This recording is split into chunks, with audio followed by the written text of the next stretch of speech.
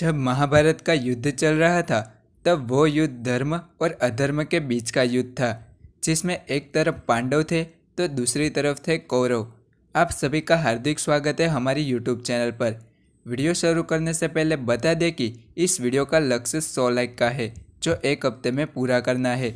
जब महाभारत के सारे महारथी मारे गए थे तब केवल आखिर में दुर्योधन ही बचा था।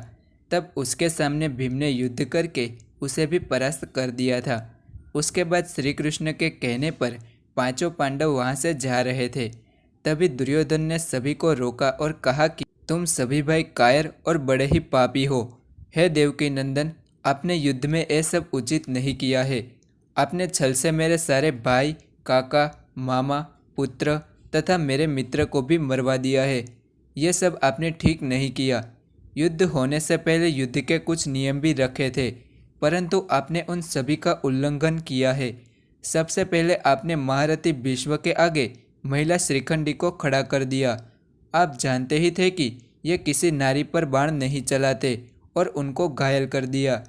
उसके बाद किसी अश्वत्थामा नाम के हाथी का वध करवा दिया, और जब ये बात सुनकर द्रोणाचार्य युधिष्ठिर से पूछने गए तब उनको झूठ भी बुलवा दिया था।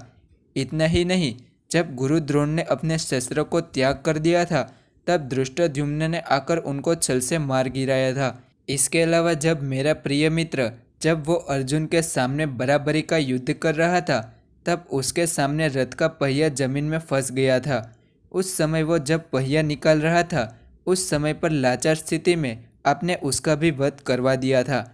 इसके अलावा जिस समय पर युद्ध में भूरिश्रवा का हाथ कट गया था तब उसने अपने शस्त्रों को त्याग कर दिया था। उस समय पर आपके कहने पर ही सात्यकी ने उसे भी छल से मार दिया था। यह सब युद्ध के विरुद्ध थे। हे देवकी नंदन, अगर आपके पांडवों में युद्ध जीतने का साहस ही नहीं था तो क्यों लड़े युद्ध। उसके बाद श्री कृष्ण ने दुर्योधन से कहा कि तुम कायरों वाली बात ना करो तो ही अच्छा है, क्योंकि हे दुर्योधन, तुम ना तो किसी के पुत्र हो सके, ना ही किसी का भाई और ना ही किसी का मित्र। युद्ध होने से पहले तुम्हारे परिवारजनों भीष्म पिता, कृपाचार्य, गुरु द्रोण, कर्ण तथा इन परिवारजनों ने तुम्हें समझाया था कि युद्ध इस समस्या का समाधान नहीं है। वास्तव में कायरता वाला काम तो तुमने किया है। इसके अलावा पांडवों को मरवाने की योजना ना जाने तुमने कितनी बार बनाई है। पांडवों सहित उनकी माता को लाक्षागृह में भेजा था और उसके बाद उनको मारने के लिए उसमें आग भी लगा दी थी। इसके अलावा जब ध्रुत कीड़ा चल रही थी तब तुमने अपने मामा को साथ में रखा और छल से पांडवों को हराया था। उसके बाद तुमने भरी सभा में द्रौपदी का भी अपमान किया था। ये सभी तुम बातें कैसे भूल सकते हो। इतना ही नहीं, जब भीम की आयु छोटी थी तब उसके खाने में भी जहर मिलाकर उसे मारने की कोशिश की थी। इसके अलावा जिस युद्ध की तुम बात कर रहे हो तब जब युद्ध चल रहा था तभी तुमने अर्जुन को युद्ध से बाहर ले गए थे और तब चक्रव्यूह की रचना करके अभिमन्यु को उस चक्र में अकेला उतारा था। तब तुमने सभी ने मिलकर अभिमन्यु को एक साथ ही छल से मार गिराया था। उस समय पर वो अकेला और निहत्था रथ के पहिए से लड़ता हुआ वीर गति को प्राप्त हो गया था।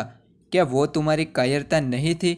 हे दुर्योधन, युद्ध होने से पहले मैं शांति का संदेश लेकर केवल एक गांव की ही मांग की थी, परंतु तुम्हारे अहंकार ने किसी की बात भी नहीं सुनी। आज तुम्हारे स्वजन तुम्हारे साथ नहीं है क्योंकि तुमने उनकी बात नहीं सुनी। तुमने केवल उस कपटी शकुनी की ही बात सुनी थी, इसलिए आज तुम्हारी यह दशा है। भीष्म, गुरुद्रोण, कर्ण, इन सभी को मालूम था कि हमारी हार निश्चित है, क्योंकि हम अधर्म का साथ दे रहे हैं और सामने वाला पक्ष धर्म का है, परंतु फिर भी उन सभी ने इस युद्ध में भाग लिया है। इतना कहने के बाद श्री कृष्ण पांडवों को वहां से चलने के लिए कहते हैं। उसके बाद संध्या होते ही दुर्योधन की भी मृत्यु हो गई थी। इस प्रकार से अंत समय में दुर्योधन और श्री कृष्ण के बीच संवाद हुआ था। आशा है कि आज का ये वीडियो आपको पसंद आया होगा, तो वीडियो को लाइक ज़रूर करें और चैनल पर नए हैं तो चैनल को सब्सक्राइब भी ज़रूर करें। तब तक के लिए धन्यवाद।